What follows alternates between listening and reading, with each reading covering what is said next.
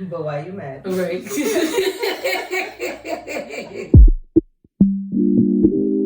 I was so stressed. And I remember getting to my breaking point and being like, I don't think I'm cut off. Don't be in denial. As soon as you realize that there's an issue, as soon as you work. She's on fire.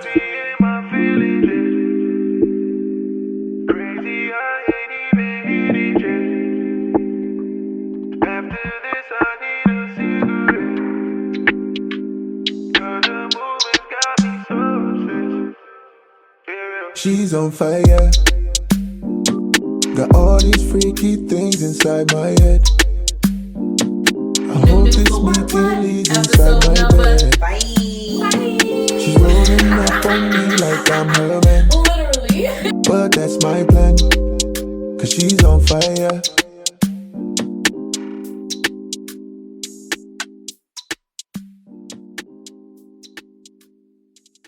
Hey, we are back again. The Inner Voice with Tally and Nunu, season 2. Dose. We are back at it again for the first time in a hot minute. The minute was real hot. The minute was hot. The block was hot. The block definitely was hot. But we're finally back. Yes, we are. And we're in person together. We wanted to switch it up, do something different for season 2. Right. And so we coming to you doing some little sofa time. And episode 1, we're here. We missed everyone. I guess the gag is everyone probably wants to know why we took so long to come back, because it's been about a year and a half. Has it really been a year and a half? Yeah, time waits for nobody. 0. And we were supposed to come back earlier. But we had some hiccups. Yeah, some hiccups. Some growing pains. Yeah. Some oohs, ah. I'm crying. But I guess it's good for us to come back and to open the first episode and kind of explain some of the things that happened when we were away. Tally, do you want to kind of go into a little bit? Do I? Yes, you do. You want to let everybody know. Well, yes, I feel like we're all growing as people. Mm-hmm. I'm growing through my, mental health issues and through some of the anguish that I had to, rediscover myself as a person during the, what's it called? The Panasonic? Yeah, the Panasonic.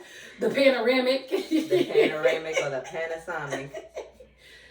And, one of my biggest growing pains was asking for help when I needed it. And sometimes when you don't get the help that you need, it makes you get to a breaking point.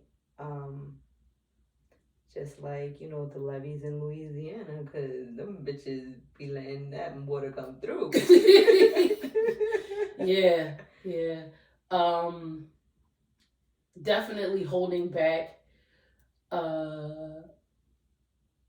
For me, I would say, holding on to things that doesn't serve you as well. Yeah. Holding on to things I think the thing was, right, when you're there's this perception that you're supposed to be so strong, right? You're supposed to be so capable of doing everything, like juggling everything and being perfect all the time. And perfection is not existent. No, 0.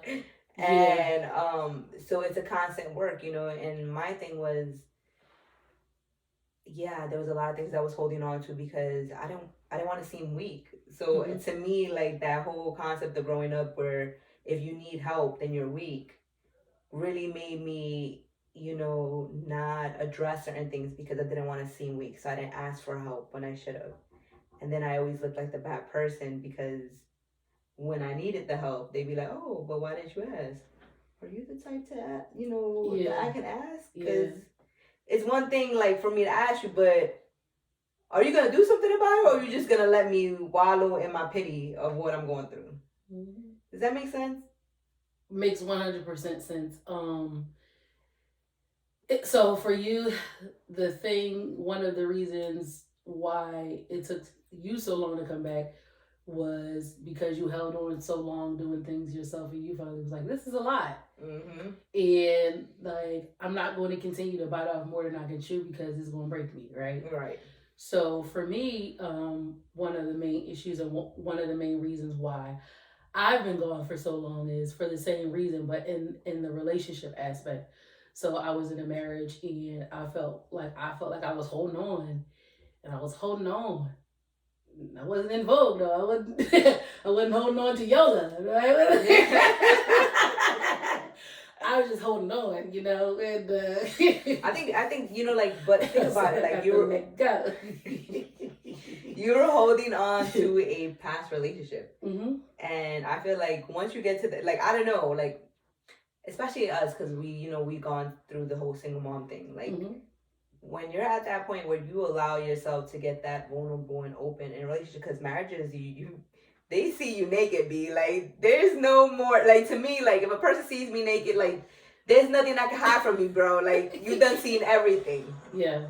You know what I mean? Yeah. So when you're in one of those relationships, you're trying to make the best. They just out there whacking weeds and weed whacking. We gonna keep it moving down. Continue on. So yeah, child, we had to pause because the neighbors was weed whacking and whacking weeds. But if y'all hear that, that's what it is. But you were saying like that person seen you naked, like yeah, like there's nothing that you're hiding from that person. So it's like when you're that vulnerable with the person, you try to make it, like, for me personally, when I'm that vulnerable with the person, I'm trying to make it work. You know what I mean? Like, you done see me naked. Like, I don't want nobody else to see all that. Like, nobody else got to see me like that. Like,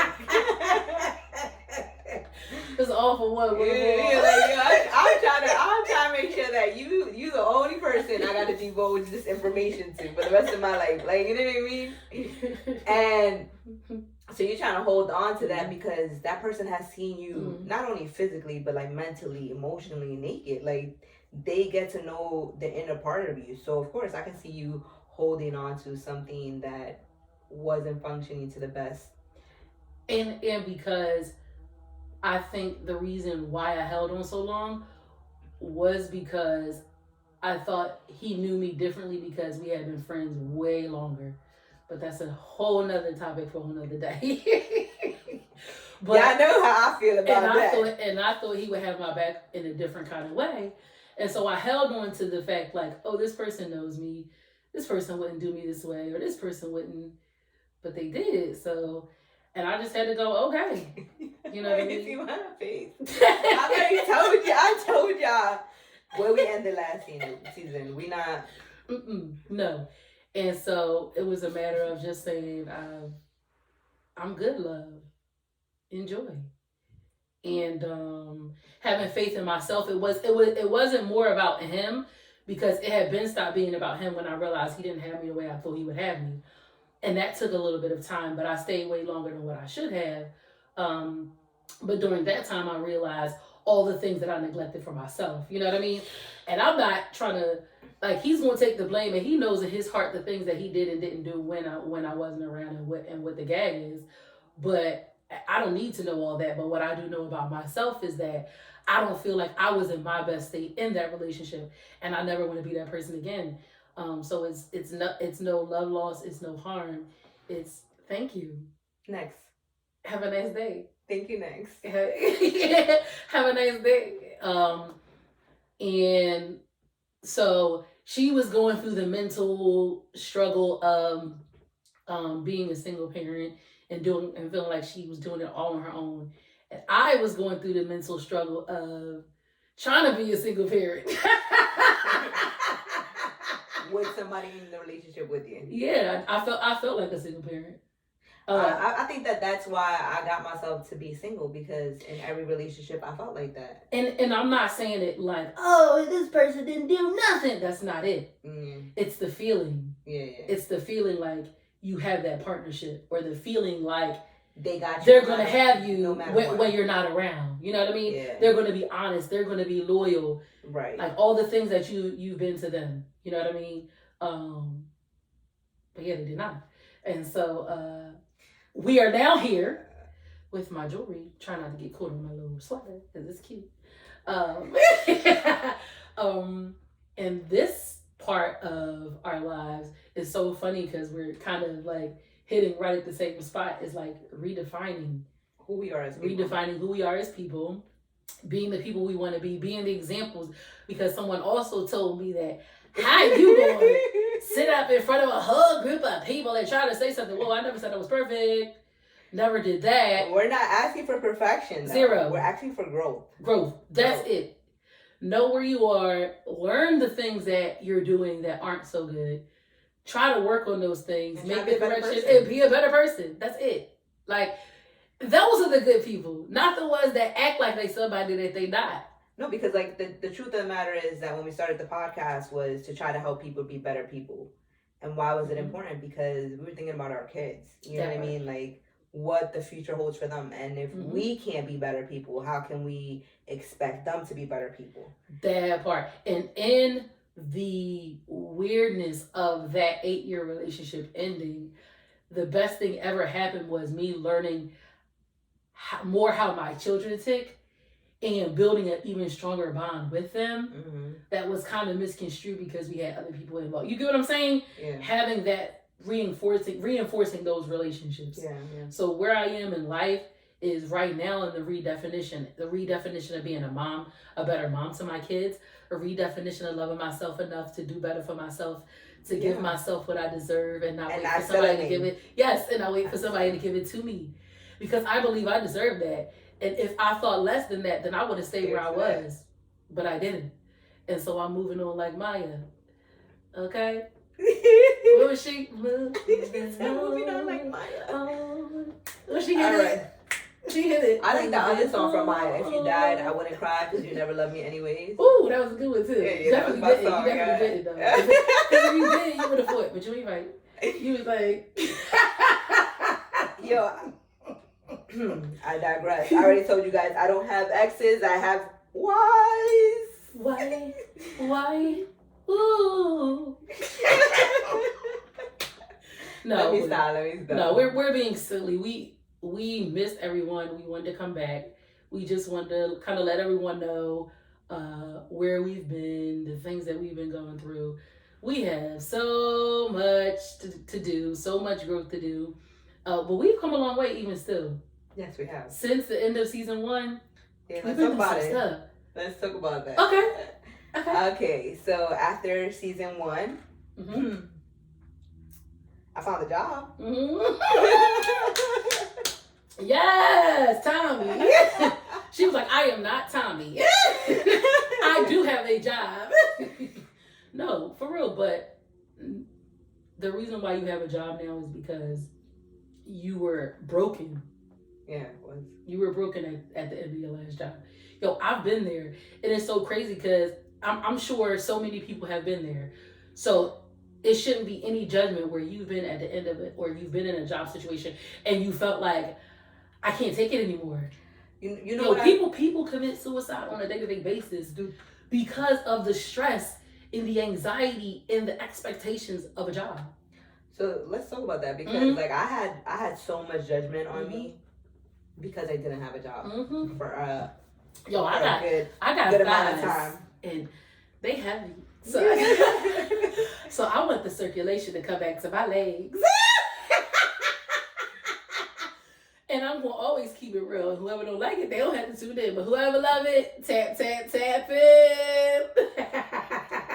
So as I was saying, I was out of a job for a good minute, and I had like people all judging me. Like it was, you start seeing who's really on your side, like who's really there for you, because people were like, oh yeah, well you'll figure it out. Like you know what I mean? Like there was no, I got you, sis. Let me send you something. Like, you know what I mean? It was like, you'll figure it out. Yeah. And a lot of times it's like, why would you quit your job? Like, just put your emotions to the side. And I couldn't. Or it was, oh, how are you making it? Like, thinking that I was on government assistance. And she wasn't. For the whole time. And she wasn't. Because my sis, one thing about her is she's a genius. So she always was smart enough to set herself up to if I ever was in that situation. So, you teaching me how to do that. Yeah. And what you're doing now. You know what I mean? But you were in that situation and you felt like you were at your lowest of low. We all have felt like we was at our lowest of low. And in that time of being at your lowest of low, you learn, like you said, who's there for you and the power that you have within yourself to change your own situation and not wait for nobody to change it for you. So that's an experience and a trial and a tribulation that makes you a stronger person and a better person so that you're even more prepared to face adversity. You get what I'm saying? So you should never feel judged. Anybody that did, you know what I mean? That's them. That's them. But I would hate for them to be in that situation.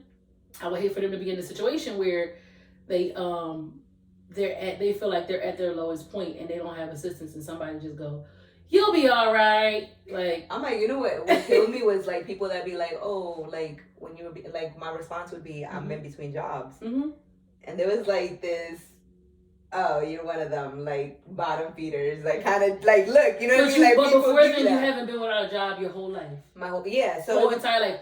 So it was funny watching that reaction from people because then you start seeing that people really have themselves at a hierarchy than you. Bro, I'm not asking anybody for money. I didn't sit there and beg anybody for money.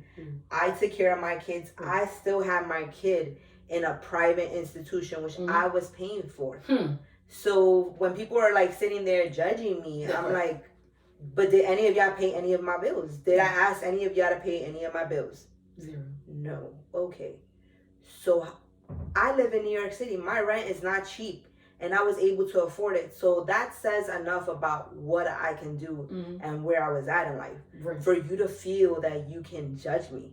How dare you? And I'm like, and what got me to that point where I even like didn't have a job was I quit. Like I quit because while I was filming the podcast, I really disliked my job. My job, they gave me anxiety every day going to work. Every morning I would have anxiety. I would have like stomach issues the whole day because I was so stressed. And I remember getting to my breaking point and being like, I don't think I'm cut out for this. And my manager didn't care what I was saying. She wasn't listening to me. It wasn't to the point that my job sent me to the hospital. And they were like, oh, you're staying with us. You can't go nowhere. And, you know, this is the land of the free. To think about it, like getting locked up and you're like, what? Because I'm stressed? Isn't this normal? Because I didn't want to ask for help. And everybody's like, Crystal, like, you need to leave that job. And I remember like, you know, applying and working and I'm like, I gotta find another job. And I remember other people like, they were just failing. And because I wasn't failing at the job, I was expected to know everything. You know what I mean? And I felt like, even though there wasn't this expectation, they would say, oh, it's okay to fail. It's okay to make mistakes. But when I was making the mistake, that's not what they were telling me. They were like, you better not be asking for help. And I'm like, you don't know, that's triggering to me personally for somebody to be like, don't ask again. Don't ask me no more for this. Like, or don't make me have to tell you again. Don't make me have to tell you again. Was the most triggering words that I heard at work. And I'm like, and mind you, I was just learning my job. Me, a person that doesn't like to ask for help, hearing that every time. That was my breaking point. I broke. She was good. I broke. But guess what though? I mean, that's that. You look good. She looking like she got it together. And my job helps. Yeah. And so you gotta go. What you say? You gotta go through it to grow through it. Yeah. And that was your go through it. Yeah, I went. You was going through your go through it. And I was going through my go through it. But we stayed linked. linked. But we were not well enough to be like out there. Yeah, I wasn't ready to be happy. Like I'm not. Yes. Me personally, because I've always worked, not working. All I kept on thinking about was like, my money is going down. Yeah. You know.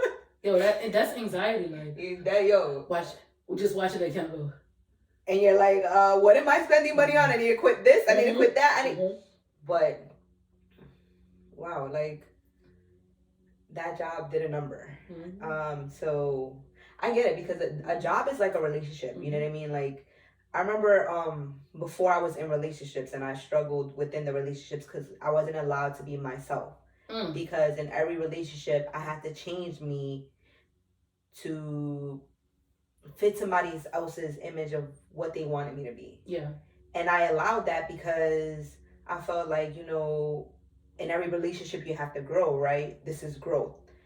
And I realized that when I first started getting into relationships, I was like, this is who I am. You're going to either take it or leave it. And then I was like, all right. Obviously, I'm not perfect. I need to grow because they need to grow too. So unless I'm willing to bend, they're not going to bend. And then I was like, yo, fuck that. I just don't want to be in any type of relationship. I don't want to be with anybody. I'd rather worry about my money. And then I had a relationship with my job where I felt like my job wanted to beat me. Like they just couldn't physically hit me. Now, the blessing of the situation is I lost that relationship, which was, I feel good, better for me overall mentally and just with how I felt on a day-to-day basis. But I did go from a job I really didn't like to a better job that I feel more appreciated too. So I'm just like, all right. I know, like, once you get to the point where you're in a job that they appreciate you and they love you, you like, okay, I'm ready. Let's get back on that horse. We accepting dates.